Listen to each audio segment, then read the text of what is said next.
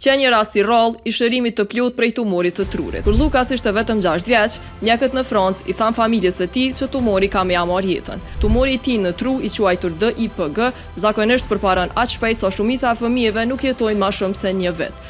Radioterapia ndihmon përkohësisht, por deri tani nuk ka ekzistuar asnjë ilaç efektiv. Lukas u bë pjesë e një terapie eksperimentale e quajtur Biomed, ku fëmijët me tumor marrin ilaçe të ndryshme. Ai u caktua rastësisht të merrte everolimus, një ilaç që teorikisht synon disa rrugë biologjike të qelizave kancerogjene. Edhe mjekët pan diçka që s'është parë kurrë më parë. Në çdo MRI, tumori i Lukas vazhdoi me u zvoglu derisa u zhduk krejt. Sot ai është 13 vjeç pa asnjë gjurmë të tumorit. Dr. Grill, onkologu që e trajtoi, thotë se nuk njeh asnjë rast tjetër në botë si ai.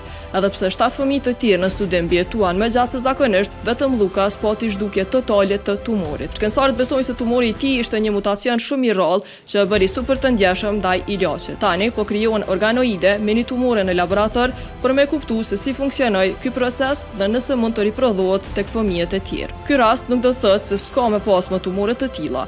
Studimet, testimet dhe ilaçet e reja kërkojnë 10 deri 15 vjet derisa shndrohen në trajtime të sigurta.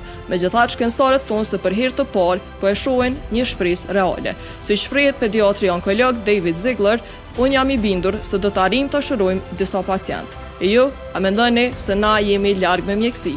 Edhe për më shumë video si kjo, subscribe bëni në YouTube dhe në krejt platformat e tjera.